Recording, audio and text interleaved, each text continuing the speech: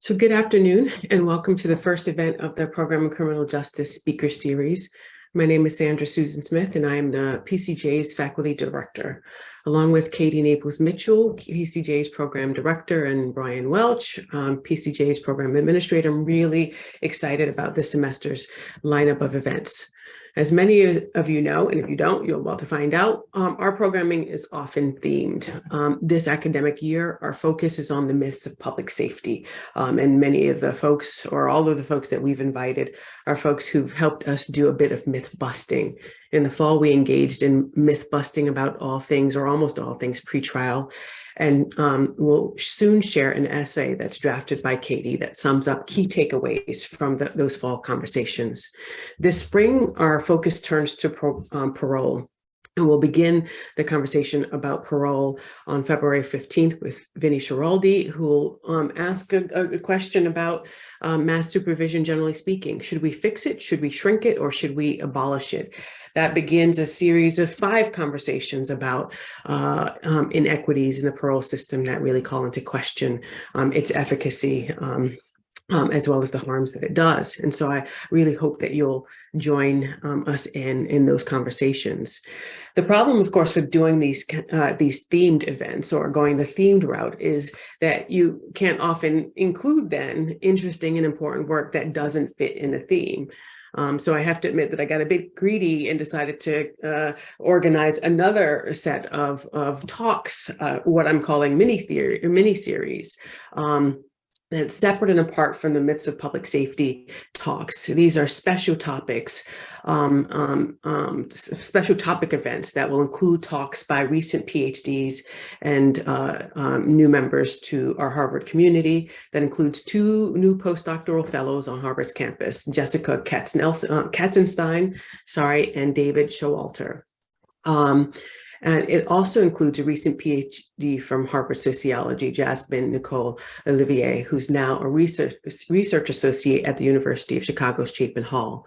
While the questions that they all raise are really quite different, each takes on the topic of policing in an important, timely, and generative way. I welcome you to join us for each of those talks as well. Today, though, we're beginning off the semester and I think are lucky to bear witness to the dissertation research, the terrific dissertation research of 2 beneficiaries of PCJ small grant funding from 2022. The grant funding process or the award process was open to all PhD candidates from any of the units on Harvard's campus, conducting research to address questions related to the criminal legal system.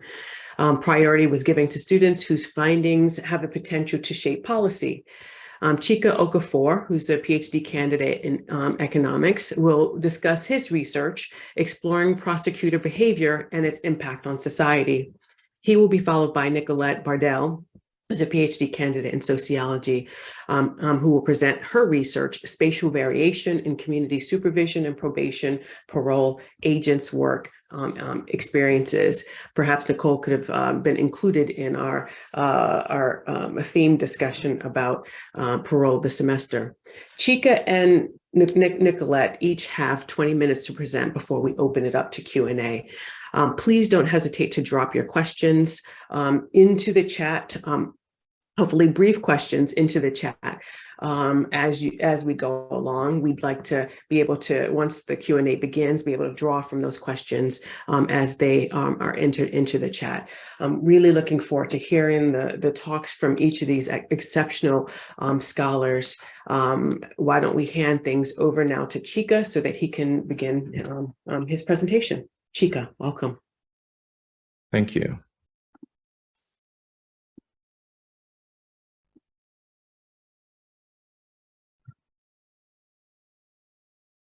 So let's turn the clock back to the end of the 20th century, to the 1980s and 1990s, to the time period when many elected officials fought to be viewed as tough on crime.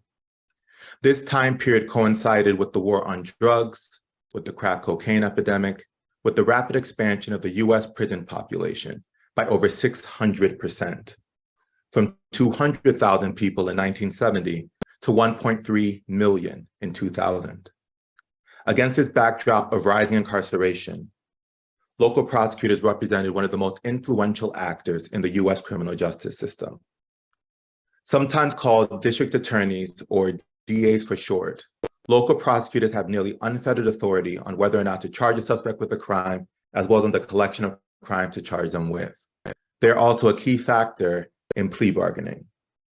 Despite TV shows, the vast majority of people convicted of crime never saw a judge nor a jury to determine guilt. Instead, they went through plea bargaining, with the terms of their plea deal brokered by the prosecutor. DAs lead the entire prosecutor's office in a district or county. And in these offices, they often set the tone, they set the culture, and they can set the policy. And importantly, in nearly all US states, DAs are elected. Now, given the fact that DAs are elected, and given their extreme power over the justice system, I set out to explore whether DAs were also influenced by the desire to be tough on crime during this period in our nation's history, this period with rising incarceration. Did DAs respond to political incentives? Were more people put behind bars? Did we collectively deviate from justice? I am a lawyer. I am also an economist trained in the PhD program here at Harvard. And so I use the tools of economics, economic theory, econometrics, and modeling to study foundational matters of justice, with one area being criminal justice. To embark on my study, first I collected data from the National Corrections Reporting Program, which includes millions of criminal convictions during the height of the rise of mass incarceration. Next, I built a comprehensive new data set that includes information on the political careers of all DAs during this rise in incarceration from roughly 1986 to 2006. As someone who researches law and economics, I applied an econometric model to the criminal justice data I collected.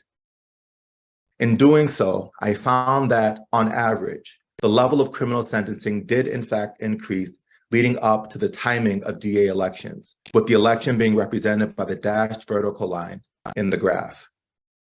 The graph is for property offenses, and the units are in log points, which approximates the percentage change relative to the time period 2 years prior to an election. Each dot represents an estimate for the corresponding month, and the blue line approximates the best fit for the overall trend, which, as you can see, increases leading up to the timing of the DA election. I find similar results for all criminal offenses bundled together, namely that there's an increase in both the prison admissions rate and the total month sentence leading up to DA elections during this time period. Now, if criminal sentencing is responding to the election cycle, this suggests DAs may be responding to public sentiment. And so I next set out to understand whether criminal sentencing is related to the public's racial sentiment within a community. This map shows an estimate of the level of racial bias at the county level, based on something called the IAT assessment. Darker red areas indicate more pro-white racial bias. My goal was to see how levels of psychological bias within a county are associated with levels of racial bias in sentencing throughout the county. During this time period, the ratio of white to Black people in the US population was 7-to-1. Yet the ratio of white to Black prisoners was 7-to-7, or 1-to-1. So there are disproportionately more Black prisoners. Now, let's assume these 7 prisoners correspond with the lowest levels of psychological racial bias at the far left. What I found was striking. Although I found no relationship between the levels of pro-white racial bias and the admissions rate for white prisoners, this was not the case for Black prisoners. The more a county has pro-white racial bias, the higher the level of criminal sentencing for Black prisoners throughout the entire election cycle. So what I found in the data suggested that the more pro-white bias in the county, the more Black defendants were going to prisons. So the psychological bias of the public appears to be correlated to the overall racial bias of criminal sentencing. Now, let's look at the evolution of public sentiment over time. As I mentioned, in the 1980s and 1990s, there was a lot more talk about and perhaps perceived benefit from being a politician who was viewed as being tough on crime. According to the General Social Survey, a survey that measured public opinion over time, only after 1994 did the fraction of the population who believed courts were not harsh enough begin to decrease. Over time, the public has increasingly viewed the criminal justice system as being too punitive. In other words, public sentiment towards punishment has been shifting over the last 25 years or so. Now, this shift in public sentiment almost completely matches the downward shift in the election year effects on the prison admissions rate over the same time period. This is the graph at the top right. The election year effects are declining over time, again suggesting a potential nexus between public opinion and criminal sentencing. So much work on criminal justice reform to date has focused on improvement to the system itself and to the laws that govern it. But my study suggests that focusing on hearts and minds, on shifting public opinion about punishment, may prove beneficial in shifting sentencing outcomes and stemming mass incarceration. Achieving progress is not merely the individual project of politicians or policymakers or even DAs. Rather, achieving progress is the collective project of all of us as citizens and as Americans. Our challenge is to balance the concerns for safety and security with the acknowledgement of the humanity of all people, including the incarcerated. Only then will we move past the simplistic tough on crime rhetoric I began with today, past the tragic dynamics of mass incarceration still evident, toward a different tomorrow, one right not only with more safety and more compassion, but also with more justice. Thank you. Thank you so much for that really terrific presentation, Chika. I can't wait for us to open up Q&A about the work that you've done. I'm sure lots of people have lots of questions, but before we get to those questions, I would love for Nicolette to jump in and share with us her research. Nicolette, the floor is yours. Sure. Thank you so much to the PCJ for having me and for coordinating this. I'm really excited to share my dissertation work in progress with you all. So in particular, I look forward to questions, comments, etc., because this work is ongoing. So for my dissertation, I'm interested in learning more about probation, parole, and community supervision broadly in the US, in particular, spatial variation in how it operates, and particularly how probation and parole agents do that work on the ground. So just to set the stage a little bit, of course, many in this Zoom room know that the correctional system, really permeates the US, and roughly 5.5 million adults are under supervision in some form right now, but almost 4 million of those 5.5 million are under probation and parole supervision in particular. So the reach of the community supervision branch of the criminal justice system is quite broad.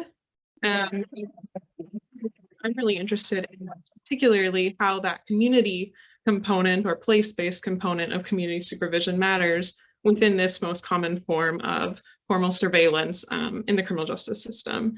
And I'm interested in better understanding the perspectives of the probation and parole agents who work within the system, with the idea that by identifying any disparities at work, that we can develop better policy to, acknowledge the challenges that vary across place, but also maximize potential benefits for people, communities, and agents. So for a little bit of background, of course, we know that the impact of mass incarceration on disadvantaged individuals and communities in particular has been really striking and well researched in the last several years. And of course, that spatial patterning and inequality is well documented as well.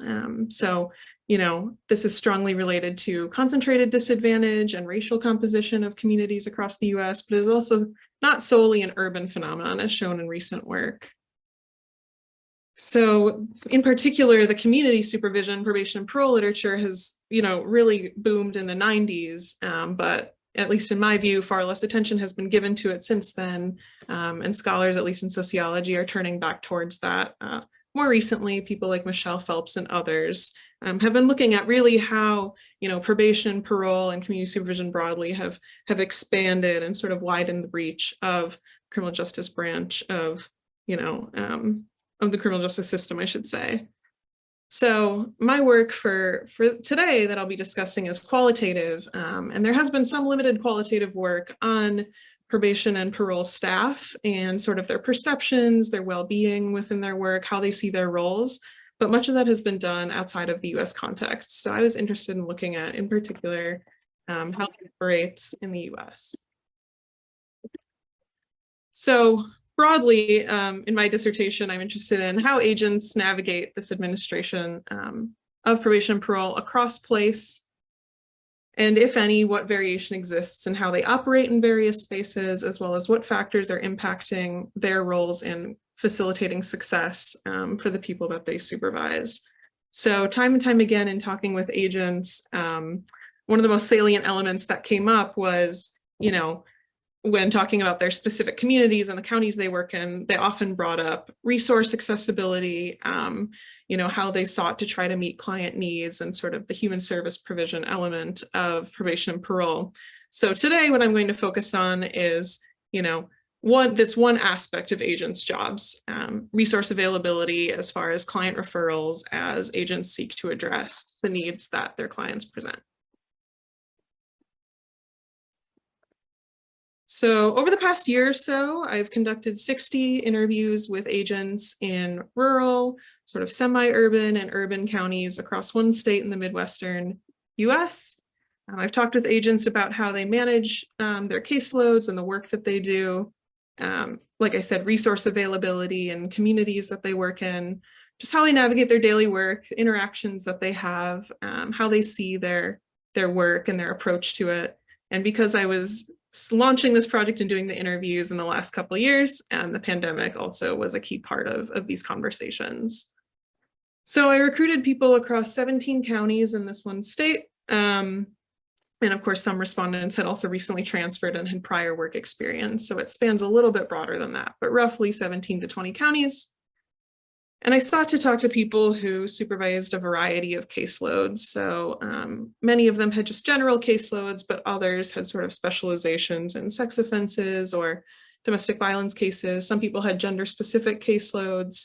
Some people worked in treatment courts, whether that be for substance use or mental health or both, things like that. So I tried to get a range of perspectives as far as the work that people were specializing in and the clients that they supervise. So just to tell you a little bit about my sample, these are all of the descriptive statistics. I'll just highlight a couple of key points briefly. So most people in my sample are women, specifically white women. Most people have at least a bachelor's degree. In this context, the DOC, the Department of Corrections, for a time required people to have at least a bachelor's degree to work in this field. That's starting to loosen a little bit with sort of short staffing and needs post-pandemic. But that sort of accounts for that. And I tried to get a good mix of people working in rural, sort of semi-urban and urban counties. So in my context, at least, rural counties had anywhere between 6,000 and 90,000 people in them. That semi-urban group was sort of in the middle of 100 to 200,000, or like a county with a small city sort of as the hub within that county. And then the most urban counties had anywhere from 500,000 to 1 million people, and usually some sort of large metro area, just for a little bit of context. So to jump into my findings, I first just want to offer a little bit of additional information about the supervision model and the approach that the agents were using in their work. So probation and parole are governed a little bit differently across various states, but in this context, they're governed at the state level as opposed to at the county level. So what that means is that it's sort of this hierarchical structure of regional chiefs and unit supervisors, and then the agents. And like I said, in some contexts, things are implemented at the county level, policies and directives. But in this context, policies are sort of implemented statewide, pretty top down. And I bring that up just because this structure has implications for what sort of variation we might or might not see across place and across the agents working in the different counties that I covered. So, for example, in recent years, there's been sort of a shift in this DOC towards a more, as agents described it, like social worky model of how they operate. So at the state level, it's been decided in the last couple of years that they implement a 4-point structure in meeting with their clients. So agents will check in, see how things are going with people. There's a skill building practice. So they'll review that from the past time, but in the current meeting, go over some flashcards or worksheets or journals. Skill building has become really central to the model of supervision for agents.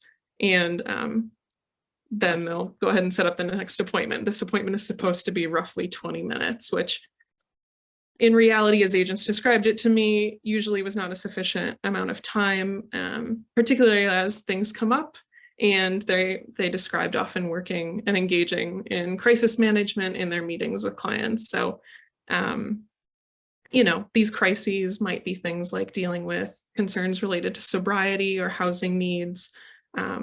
But then in practice, the way that agents were supposed to address this would be by referring people to a resource of some kind in the community. So whether that be treatment or programming or something of that nature, in an effort to try to address those needs. And also to meet the conditions and rules of supervision as set forth by judges to which clients have been assigned. So that is the part I'll focus on today, is sort of the needs and then the resource availability and access. So agents across all counties in my sample detailed the really significant challenges that people under supervision face. So these could be things with substance use. The fentanyl crisis came up time and time again. Mental health needs, housing needs, employment needs. And then agents also talked a little bit about coping skills and things like that. So the prevalence of these concerns and needs and challenges really, varied to some extent by place, but overwhelmingly substance use and mental health were the top two that agents brought up repeatedly. And the pandemic, of course, unsurprisingly intensified these challenges for people. Agents would talk about that and then describe what they tried to do to address these needs. So as I mentioned, one component of agents' work is supposed to be referring people to programming and services whenever possible. This is the model sort of that they're working together as set by the DOC. So these resources could be things like DOC contracts, so where the state contracts with various agencies in the area, or other community-based services and organizations that agents often just found on their own or heard about through word of mouth or by working in the community. And again, this was sort of reflective, at least as agents shared with me, of sort of this social work emphasis and the shift towards those types of practices within this agency. So I find from my interviews that the presence, the variety, and the accessibility of these resources really varied by county and by place. And I'll go into detail in a minute, but I just also want to note that alongside sort of the county-based, place-based resources, there was also an expansion of virtual options in the last year. So things like telehealth appointments or virtual support groups, things like that. And while those sometimes expanded access in communities that maybe didn't have in-person services, for clients without reliable internet access or connectivity, or where the judge had dictated they couldn't have access to the internet, there were still challenges in accessing these resources. So I just bring that up, that had been presented as a possible solution, and sometimes it worked and sometimes not so much, and that's ongoing. So first, I just want to describe a little bit about the resources in urban areas. So like I said, agents really describe notable variation in the availability of resources across rural and urban areas, often describing their own communities as resource rich or resource poor.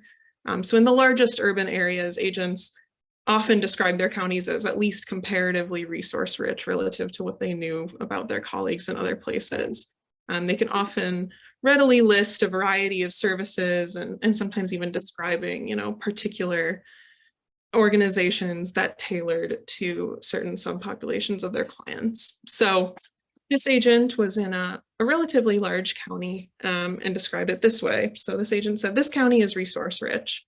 There's a resource for anything, and they can be very targeted too. And then this agent goes on to describe, resources for LGBTQ people, trans people, mental health organizations supporting Black women and young Black men. So he goes on to say, I know that there are those resources available and they can be very targeted. But then he also notes, but sometimes they can be hard to get into, whether it's insurance-wise or waitlist-wise, but the resources are there and we have access to them and the clients have access to them too. So at least this agent, was able to describe a variety of examples of ways that he felt he could at least try to support his clients in connecting them to resources. but then also noting the challenges with wait lists and access issues, even in these largest counties. Other agents said things like, we have resources, but there's just not enough time. And of course, the pandemic disrupted this as well.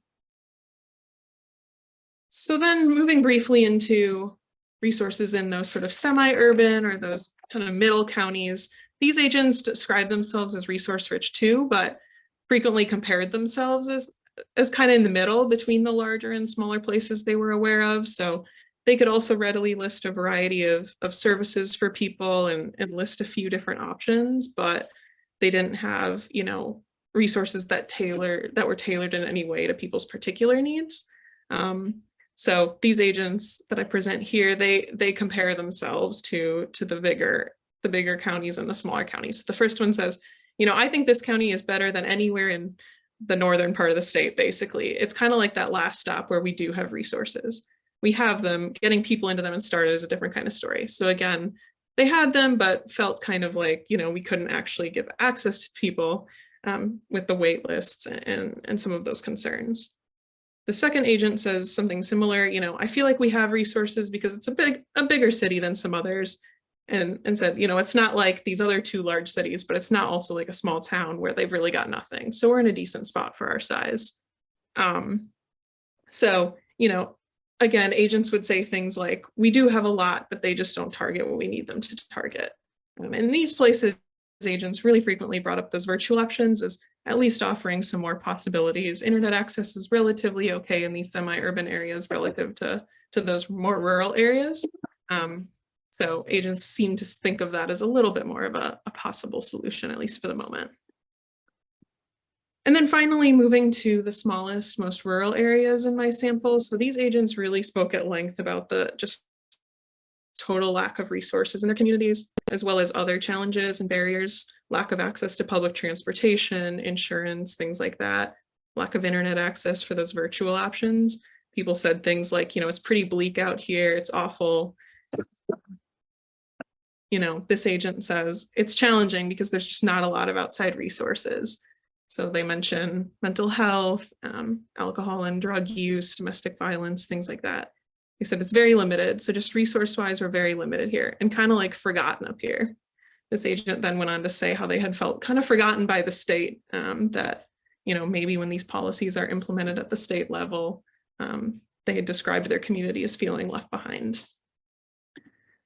And then I think, interestingly, another agent in a rural area mentioned similarly the shift to the, quote, social worky mentality, that, they said that they felt like it was good in theory, but, it's not necessarily tailored to the different types of communities across the state.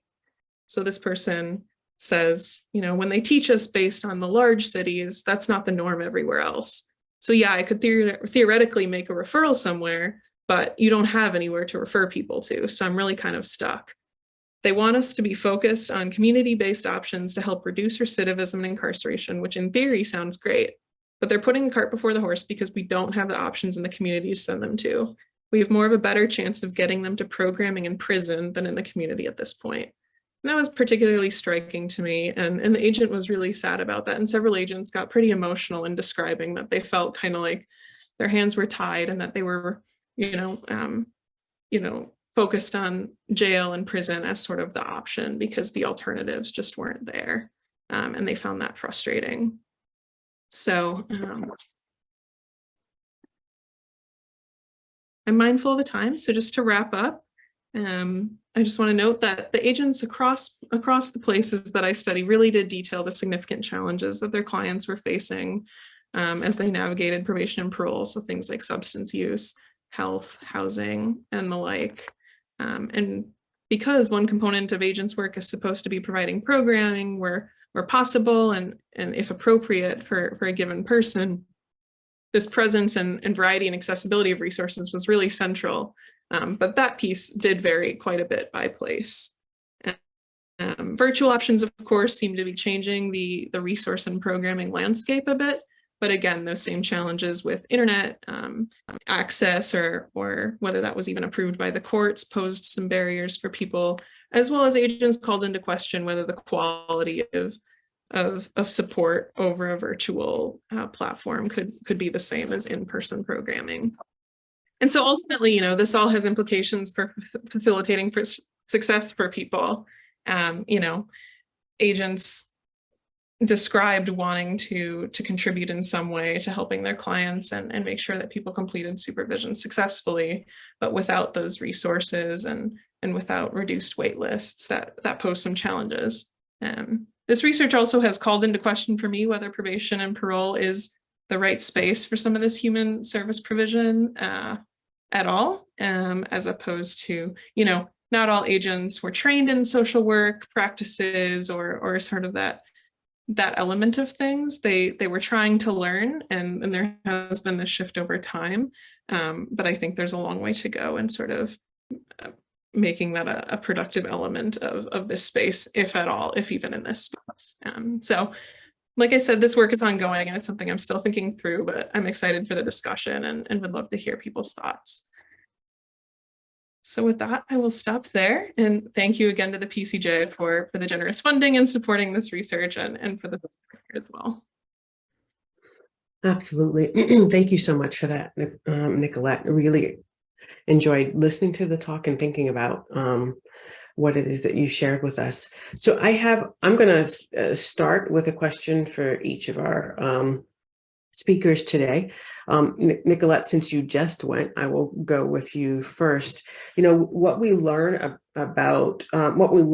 from hearing about your interviews with the officers really kind of situates them in the role of social worker, right? So they're thinking about the needs of their clients and trying to meet those needs contingent on what resources they think are available in the community. But as we know, these officers also play the role of law enforcement and oftentimes debt collectors, right? They're often in the position of having to collect fines and fees and what have you.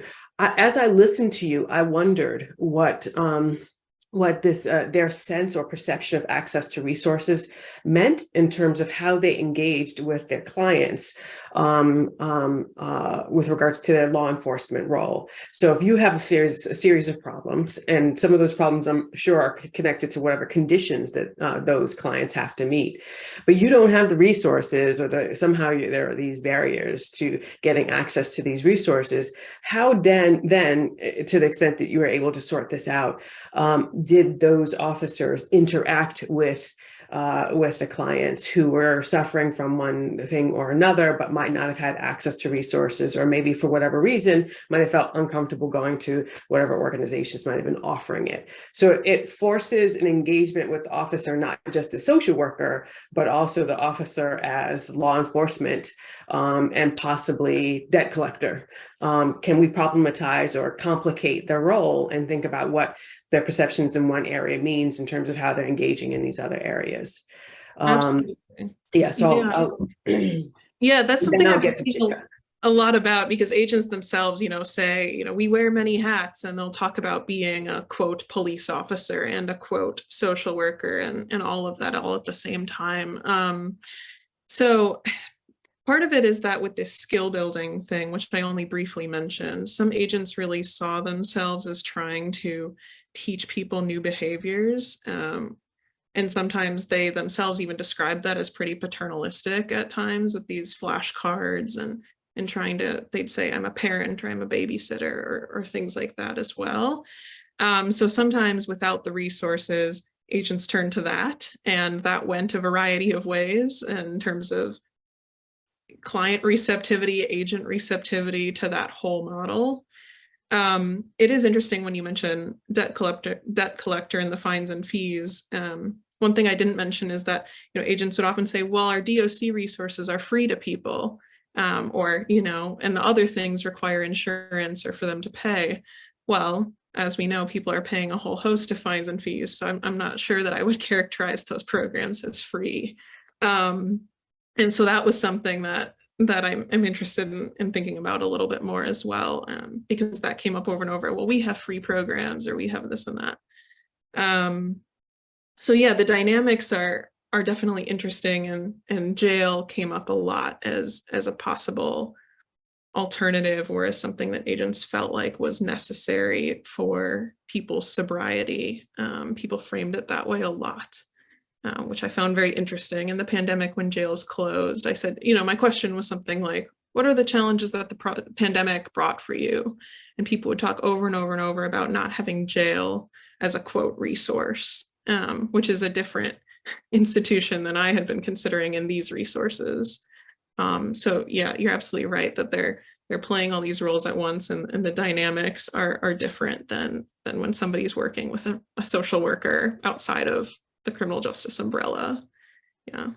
Perhaps before I get to Chika, Leonard's question in the chat piggybacks off of mine. Leonard is interested in what the proportion of supervisees what proportion were sent or returned back to prison, and also the type and relative frequency of violations. Yeah, so unfortunately for this part of the project, I was only talking with the agents themselves, so I don't have the data on their clients necessarily. That's the next phase of the project, so stay tuned a year or two down the line. I'm working on data access with more information about the people under supervision themselves. I will say in the context of the county, so not necessarily the specific clients of the specific people. So I will say so I'm working on getting older data and newer data. The issue is with the period of time with the pandemic, it really, I'm not going to say misleading, but the data are challenging because people weren't being returned to prison, which doesn't necessarily capture what ordinarily is going on or things like that. The state has also really tried to reduce revocations, which has been important. And I've talked with agents about sort of what they do instead. And theoretically, they're supposed to be sending people with these resources. What often happens is sort of a 30-day or 60-day jail sanction. That's an alternative, but I don't unfortunately have the numbers on it. I just know that that's sort of how agents describe their work, that it was pretty common for them to turn to jail sanctions or shorter term things like that. Thank you, Nicolette. So Chika, my question for you, while listening to your talk, you could have tripled it in length and I would have been equally as engaged. So I'm hoping that you'll use this as an opportunity to tell us more about your research. But the thing that came up for me is research by some sociologist, Catherine Beckett, and a co-author, where they look at what factors seem to be related to people's sense of or perceptions of crime. Right. And so what they show, what's interesting about your work is that you're suggesting that prosecutors are responding to public sentiment. And when public sentiment was like, jail them, they were like, well, leading up to an election, I'm going to jail them and I'm going to put them away for a long time. And as that sentiment went away, apparently was a kind of decline in their willingness to do that. But what's interesting about Beckett's work is that she shows that it's actually politicians who help to create a fear in crime. Right. So, and politicians can include prosecutors. So crime, we should all be afraid of crime. Look at that thing that happened. We're all in these dangerous positions. And so we need people like me in order to protect you, which then leads people, and the media pick up on this, and then they blast it all over the place. And so people hear that, and then they become even more fearful of crime in ways that are disconnected from reality, right? And so as the 90s proceeded and crime was declining, people's fear of crime went way up, and a desire for more punitiveness. So the story that's interesting to me is one where you start with the perception of people or the electorate that shapes what prosecutors do, but there's a way that one could read it as politicians, including prosecutors, feed the fear of crime, and then position themselves as folks who can solve it, and then they respond to that. And so I'm just wondering, what do you think about that take? Yeah, I think the reality is that there's probably a little bit of back and forth as far as causality about which is affecting which, they're affecting each other. I think that your question makes me think about just the understanding of which politicians are shaping the public narrative. I think that when I think about the era 90s tough on crime, and like in my presentation, I show clips from like that period, and I believe that it comes usually like the higher levels of executive office that have the greater impact on public perception of different factors that are affecting the country, like presidents, maybe senators, more governors. And I think that when it comes to, though prosecutors are elected, I would argue that they have less of an influence when it comes to public sentiment. And I would say, and I would expect that they might behave closer to how elected judges might behave, in that there has been a strand of research in the economic literature that has shown how certain judges are affected by electoral cycles as well.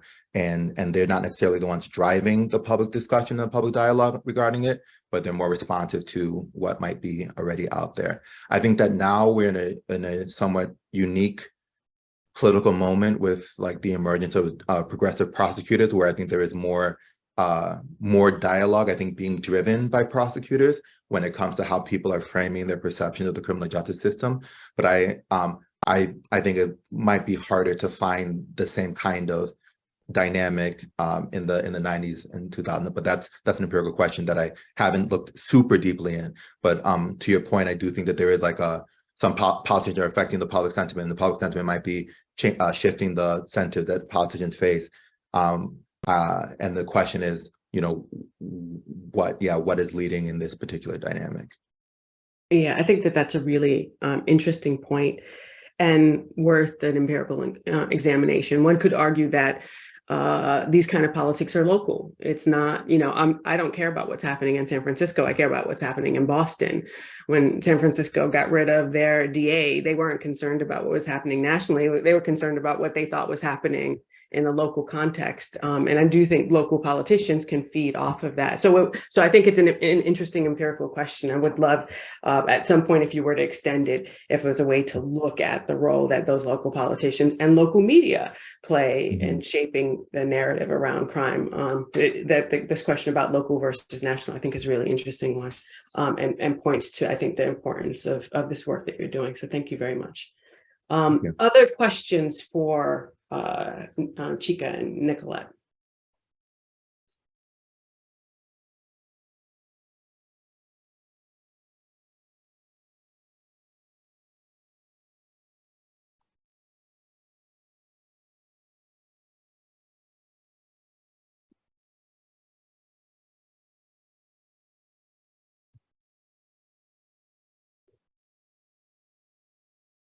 So one of the questions that we can ask for both of you is where you go from here. Chika, I threw out a way of thinking about this problem, but I'm assuming that even before my question, you have some sense about where you want to take this research. Were there any, and also were there findings that emerged that you were not expecting, that were, you know, in some ways maybe perhaps counterintuitive to you? Was this completely expected? And where would you go from here?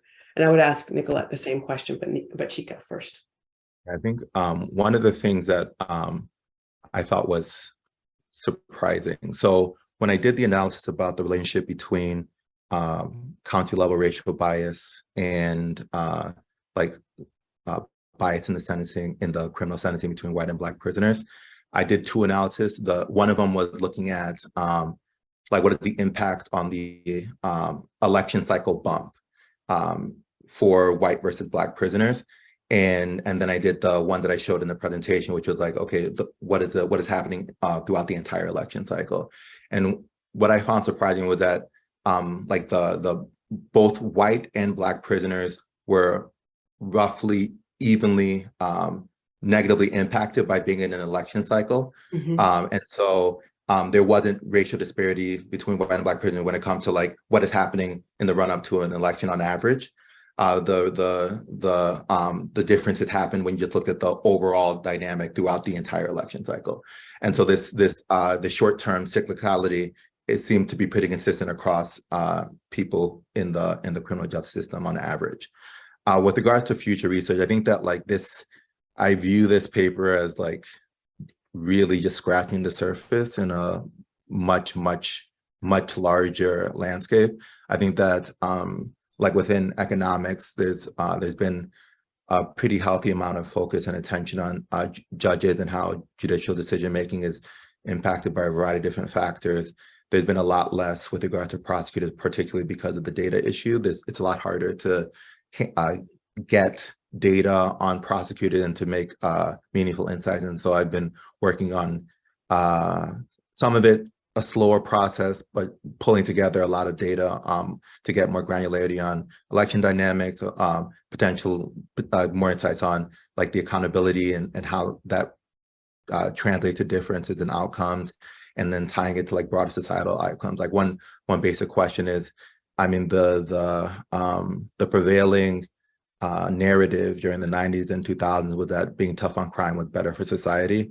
And so I think, at a basic level, I think it'd be interesting to try to test that, like, were people who were tougher on crime, to what extent did that lead to differences in like economic outcomes and educational outcomes, and seeing like what is a community-based outcomes for areas in which things were more punitive.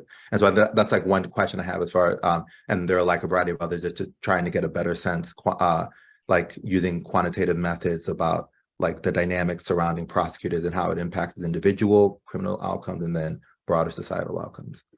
Okay. So Katie, do you have a question for Chika, for Nicolette, both? Yeah, I have a question for Chika, and it looks like we just got one in the chat as well. So I'm happy to defer to Kathy first, and then we can come to mine if we have time. Okay, sounds good. So Kathy, how about you ask your question for Chika, and then Katie, and then I'm going to put the spotlight back on Nicolette so she can tell us where she's going from here. Excellent. So Chika, how do we go about changing hearts and minds? And I just want to know that's a short but difficult question. So how do we change the hearts and minds? I think that's a very, very, very good question, and something that like I'm deeply interested in. I don't have a clear answer, but I think that like one thing that I've started to notice about, my research is on criminal justice and also in other areas of justice, like in environmental justice and in economic justice, and like a lot of my research tends to move toward this, the impact of like public will and public perceptions on how things are operating in society. And so I'm hoping that over time I get more clarity on how to do so. And the answer probably is obviously responding to the individual context of where you're working in. And my sense is that, on this Zoom, that there might be people who are activists, who are community members, and they will have a very helpful lens to bear when it comes to how we think about mobilizing people and shifting, everyday perspectives on some of the more salient issues that are facing our society. There was one piece of research I'll share very briefly, that they showed that if they put photos of Black people that were very respected in front of a judge, it actually reduced their racial bias in sentencing. Very interesting. I mean, actually just having that right there in front of them just changes it. So I feel like we should all just sneak into the courthouse and put, pictures of very respected Black people. I'm not serious, but it was interesting, the study that just showed that made a difference. But thank you for your honesty. And yeah, I know. I mean, I feel like I'm just asking you to solve world peace too. It's such a big question. Let him get the PhD first, and then deal with the world peace issue. Thank you so much. Chika, we have one more question for you in the chat from Pat Dillard. Pat, would you like to ask your question? Or I'll ask it for you. So have you observed any increases in release without cash bail since the reductions in jail population during COVID? So the data set that I was using for my study was from like the 1980s through the early 2000s. So your question is very important and interesting. It's like my data doesn't speak to that. So I'm not sure what the answer to that question is. Appreciate that. And then Katie, why don't you ask your question of Chika before we put the spotlight on Nicolette? Yeah, to Pat's point, Vera did a study about that, I think in like June 2020, that already the jail populations were back up nearly to pre-COVID levels. And so I think to the extent that there are people being released without cash bail, it's in jurisdictions that are engaged in proactive bail reform. Just wanted to put a pin in that. I can drop a link to that Vera study. But Chika, my question was about the controls in your study, and in particular, how you're isolating to the extent to which this kind of political effect is attributable to prosecutors as opposed to judges. And so there's a potential that there are judicial elections happening in the same election cycle, right, where judges are the ones, the actors in the system who are engaging in this more punitive sentencing as opposed to prosecutors. And so I wondered if you looked into that as an additional effect, or whether it's coming out of plea bargaining as opposed to, you know, post-trial sentencing, or if there are ways to code for that in your data set. Yeah, so my paper obviously goes into a lot more detail. It's currently on my website, so you can check it out. But in short, there are some robustness checks that I run. One of them is that I do it for judges, I do it for mayors, I do it for sheriffs, where I collected as much election data as I could on these alternative offices. And then I reran the basic empirical specification, moving places where I was sure that the DA election was coincident with the election of another office. And so I basically ran it with the place where I was sure that where there was no synchronicity between the DA and an alternative office. And I found that the same overall pattern persisted. And so that was one of the robustness checks that showed that it can't be like the pattern that I'm finding is not attributable to judicial elections. Like it had maybe influencing it, but like even removing the places where they're not, we're only looking at the place where they're not happening at the same time, it still showed up. And then like there are the same thing happened with mayor, the same thing happened with sheriffs. And then I also, I think there's also like a broader question of like, are there other things that are happening? What if by coincidence, the number of arrests are just higher in DA election years for some unknown reason? And so I looked at the overall patterns in the arrest rates, and it's not like a statistically significant pattern, but like the arrest rate 4-year cycle actually is dips a little bit during DA election years, not by a lot, but by a little bit, which is like the opposite of what you would expect if you believe that the increase in level of criminal sentencing was attributable to increase in arrest rate independent of that. So like there are a variety of other checks that are in the paper on the website that like where I try to see if there are other potential mechanisms that are explaining it. And so far I haven't found anything. Thank you, Katie. So Nicolette, we have we have one question for you in the chat, which I'd like you to address first before you go on to share with us what's next with regards to your research. Yeah. So Leonard asks, what is your sense of the primary emphasis of probation officers? Is it on assisting supervisees in re-entering the community successfully, or is it about detecting violations and returning supervisees to custody? Yeah, no, that's a good question. So I think, at least from the perspective of the agents that I spoke with, I think I have a couple of thoughts about that. So many of them described themselves as sort of having equal focus on both. I mean, in practice, I think it probably depends. So one thing that's interesting in my sample is, while I maybe don't have enough people in each category to do a full-blown comparative study, the agents who have been working for 20, 30 years, as opposed to the agents who have been trained in the last 2, 3, 4 years, definitely have a very different perspective on this from one another. So agents trained in a different era of extreme punitive measures and things like that have a different sort of relationship to their work. So they seem far more focused on the violations and sanctioning and revocation and all of that. The newer agents, several of them have degrees in social work or sociology or psychology or things like that. The training they went through is a little bit different and a little more focused on the resources and successful reentry, whatever that looks like. So even the language shift, older agents or agents who are more experienced seem to use the offender language. The newer ones use client.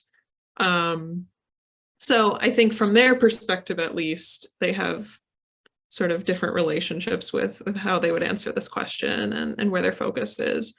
I would love someday to do some sort of more ethnographic study to learn more and, camp out in an office and see that at work. But from their perspective, they see themselves as having many roles and many hats, and would answer this question sort of accordingly. I guess related to that, I'm interested also in writing about the roles and approaches of officers and agents, and sort of this change over time and how the DOC has sort of structured what they aim to be doing and what they say that they're doing, and how that plays out on the ground with agents. So that's a component of the dissertation, I think, too, is sort of how the quote pendulum has swung and what that means for how agents do their work and how they think about their work themselves and their relationship to their work. And then I have a quantitative piece of the study looking more at, those spatial disparities as far as revocation and violations, which I'm hoping to get started on soon. And then, the original dream was to interview people on probation, parole, and get their perspectives. Very importantly, the pandemic posed some challenges for that, so that'll be a project for future me, but I would love to talk to people under supervision about how they experience probation and parole and some of the challenges, really notable challenges with navigating supervision. So I think that'll be sort of a down the line project as well. Thank you for that. Kind of a follow-up question. I'm really interested in the general context within which these probation officers came to understand their roles and how they engage with their supervisees. So you mentioned a bit earlier that there's a push to reduce rates of revocation, suggesting there's something going on, not just county specific, but perhaps statewide, that shaped how they were. But so I didn't get a good sense from your presentation, and we didn't give you much space to speak, but about whatever changes might be afoot, whatever reforms might be afoot in the state that might have shaped how these officers came to understand their roles, and how it might have affected how they engaged with their clients. And so, the question of revocation is one way, and the push to reduce that. Were there other things? Were there other kind of statewide policies that would have shaped the work that they did?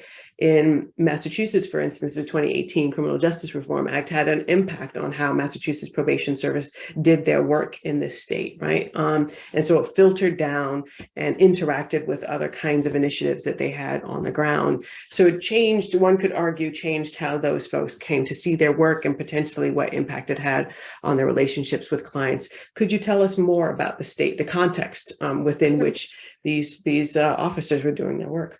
Yeah, so the biggest one, which we kind of already talked about, but the biggest one really was revocation. Agents brought that up a lot, that the current policy is that revocation is only possible with new charges, so no technical violations or anything like that, which is an interesting reform, but agents really were not thrilled about. That also rolled out deep in the pandemic, and so there were a lot of other just changes to sort of how they were doing supervision while working from home and other things that kind of went out the window at the same time. So agents saw those as tied to each other, even if that revocation policy had been in the works for far longer than that, which is my understanding. So, agents thought a lot about revocation and responses to violations. Other shifts have involved sort of the use of evidence-based practices.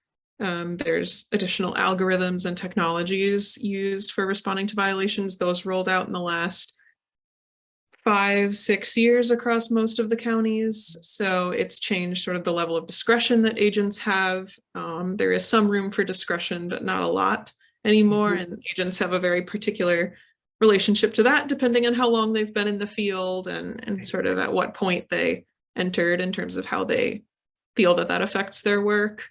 So those have been kind of the two biggest shifts, but agents say that there are changes all the time, and whether those are smaller things or more bureaucratic things that sort of shift what they're doing.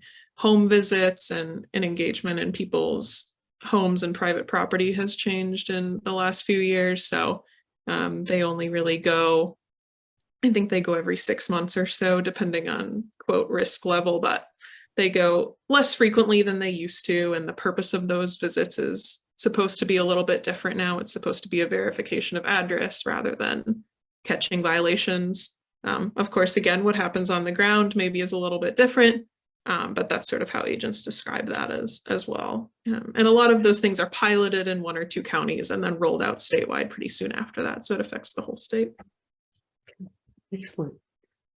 Well, Chika Okafor and Nicolette Bardele, thank you so much for sharing with us the research that you're doing. Really, really interesting, fascinating work. You will, of course, let us know if there's anything we at the PCJ can do to help to move your research further along, but we really appreciate having an opportunity to hear more about it. And hopefully this will also increase the number of applicants we get for the 2023 awards. The deadline for applications is February 1st, so next week, and you, of course, send it to Brian Welch, and we will, within a week or 2, get word out about who has been awarded the small grants for 2023. Again, Nicolette, Chika, thank you so much, and good luck in terms of finishing up the dissertation work.